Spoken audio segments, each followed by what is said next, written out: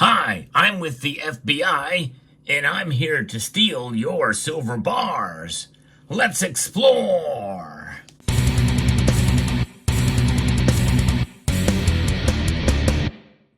Well, it didn't quite go down like that, but it was the next best thing with a search warrant. We're the only ones who are accountable are the agents involved in such a search. And that's what exactly happened. This agent thought he could get away with it. But Nicholas Williams from the FBI admits to stealing silver during a raid on January 6th defendant Alexander Fan. And this is quite a story indeed. It just goes to show you that this raid, which actually occurred last year from something that happened on January the 6th, 2021, I'm going to be referencing a piece here from the Washington Times as shared with me by D.D. Prepper. And this just goes to show you how unaccountable government bureaucrats and even some agents definitely will certainly try to get away with whatever they can. And it's a shame there's not more controls in place from our agencies in the government. But the three-letter agencies, most Americans have very little faith in them anymore. And I am one of them that has lost a lot of faith in our institutions in this country. An FBI agent has pleaded guilty to stealing from targets during raids and arrests, including from a man who was part of the mob that invaded the Capitol on January the 6th, 2021, Nicholas Anthony Williams, who worked out of the FBI's Houston office but is no longer with the Bureau, admitted just this past week to 4 thefts while serving search warrants. One of those was a July 13th, 2023 raid. That's right, just last year. They are still going after people, folks. And this is at the home of Alexander Fan, a member of Asians for Trump, who breached the Capitol as part of the protest against Electoral College count that confirmed President Biden's win. Williams made off with $2,729 in cash and some silver bars. So they stole not just the silver bars, but also cash. And you think about it, cash and silver are pretty much untraceable. I mean, there's obviously serial numbers, but unless you write those serial numbers down and can track it and trace it by the serial number, it's very difficult to really tell where that cash went as well. But what we do know is he later tried to sell those silver bars. He also stole $1,200 during a raid on another residence on December the 16th, 2020, way before the January 6th incident, and got $4,145 from a raid on March 15th, 2022, and pocketed $1,574 from a raid on January the 12th, 2023. The theft from Fan is the last one he admitted to, and according to court documents, appears to have led to the agent's downfall. And I tell you what, who knows how many other victims there are of this doing. They're just very difficult to prove. He likely got away with so much more theft out there under the guise of the FBI and under the badge that he held. Relative disservice to the agency, which is already, losing a lot of faith from many people around the country these days.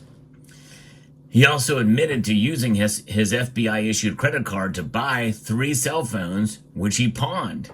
He spent $899.97 in taxpayer money and collected just $105 from the pawn shop. It's crazy to think about, but I don't know what he was doing or what his salary was, but my guess, an FBI agent is probably paid fairly well. Williams also said he lied to the FBI about his credit card purchases by claiming they were legitimate expenses related to cases he was working.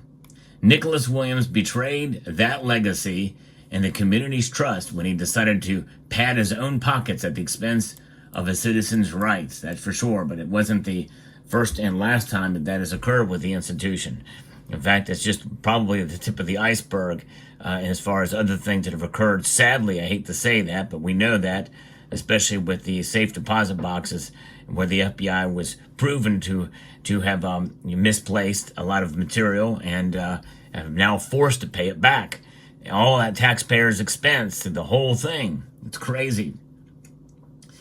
But this is according to Lamandor Hamdani, the U.S. Attorney in southern Texas, because no one is above the law. The system of justice that he once swore to protect will now seek to hold him to account for breaking that oath. And indeed, that is the case. And there's a lot more bureaucrats and especially higher-ups who deserve to be held accountable as well. In his plea, Williams said he spent some of the money he stole on guns and firearm accessories. Williams' sentencing is scheduled for January the 13th. Assume that's 2025. He has already agreed to repay the money to the 4 people who he stole from and repay the FBI for the phones. And just to show you, this is a bar that quite aptly, describes the system of justice that we're supposed to have here in this country. Justice indeed should be blind, and it should be equated equally across, no matter what the political stripe is, and to even the agents involved in the law enforcement agency.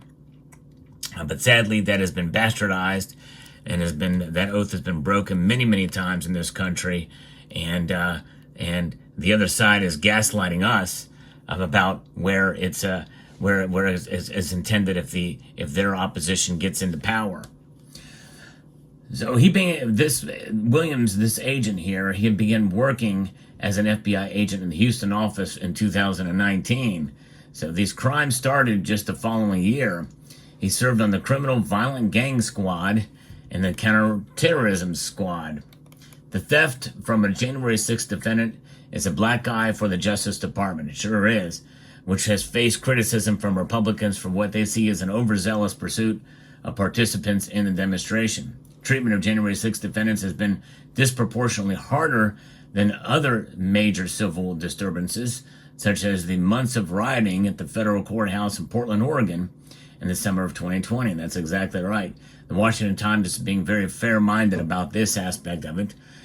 Fan was part of the Capitol breach and pleaded guilty to entering the halls of Congress. He was sentenced in February to a year of probation. In court documents, Fan's lawyer said he noticed money in the silver bars missing after the FBI searched his residence and filed a formal complaint. Mr. Fan is very grateful to the agency for believing him and conducting the investigation, his lawyer told the judge. And I'm actually kind of surprised that was the case, that they even took him seriously and allowed that to come through. That is something else. So I applaud them at least for that, regardless. But crazy. And so this is something, Mr. Fan being and hopefully he's out of jail now, because apparently his only crime was actually entering into a building that was prohibited to enter. Trespassing, essentially, but that's enough. We can get into a debate about that.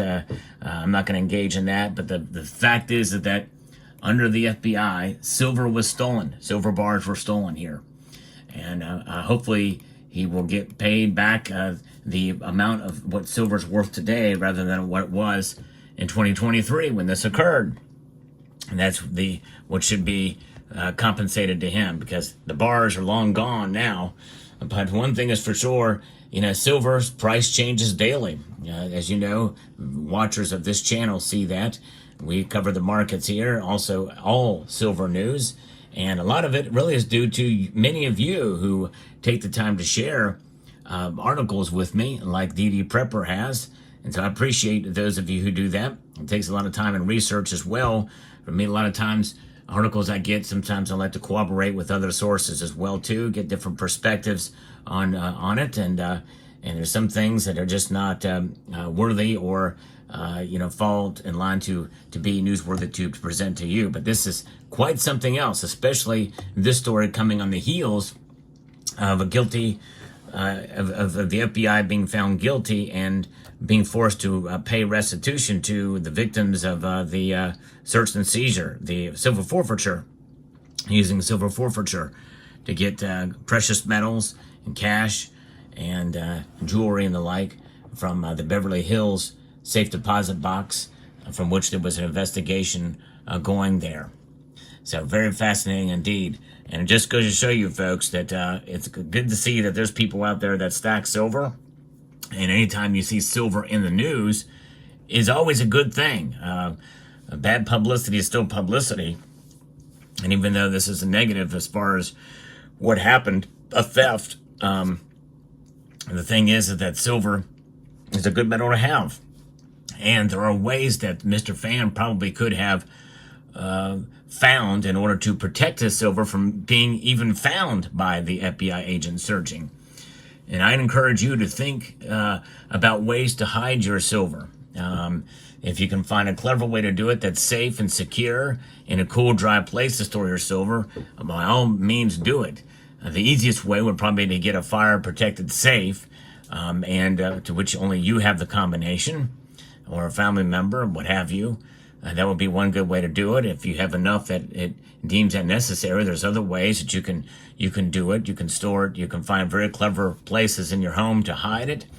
You can even pack it in a big PVC pipe and seal the ends of it and bury it in the ground. Who's going to think to go take a metal detector out there to try to find it, or some sort of sensing device? And but there's always a chance and possibility that could happen, but they have to be suspicious first in order for that to occur. But in the end, it's about protection, and this is a lesson in that, to protect your precious metals and protect yourself. So there you have it. Let me know what your thoughts are on this story. I want to thank DD Prepper again for sending this to me. If you enjoy the content that you find here, find it informative, insightful, and educational, I hope you will consider subscribing to the channel if you haven't done so already. And I want to extend a multitude of gratitude to each and every one of you for taking the time to watch.